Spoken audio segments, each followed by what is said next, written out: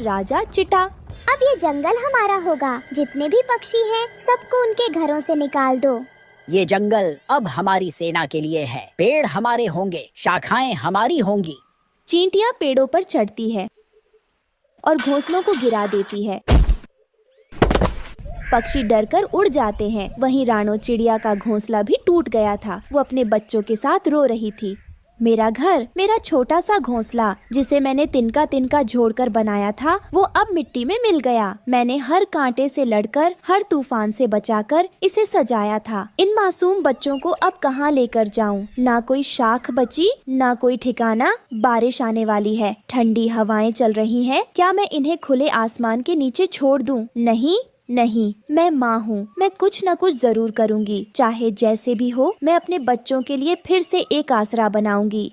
माँ, हम अब कहाँ सोएंगे? क्या अब हमें भूखा रहना पड़ेगा? हाँ, वहीं दूसरे पेड़ के पास एक मैना भी अपने टूटे घोंसले के पास बैठी रो रही थी। मेरे अंडे टूट गए। चींटियों ने कुछ नहीं छोड़ा, ना डाल ना पत्ता। मेरे बच्चे अब इस दुनिया में कभी नहीं आएंगे। एक बुजुर्ग कबूतर अपनी घायल पत्नी को संभालते हुए बोलता है। हमने तो हमेशा दूसरों को दाना खिलाया, कभी किसी का बुरा नहीं किया। फिर हमारे साथ ही ऐसा क्यों हुआ? तभी वहाँ गरुड़ आता है और गुस्से में बोलता है। काफी हो गया। अब हम कोई कमजोर नहीं हैं। हम आकाश के राजा हैं। आज मैं इन चींटियों को दिखा दूंगा कि ये जंगल किसका है। भीड़ चौंकती है, कुछ पक्षी डरते हैं। गरुड़ उड़ता है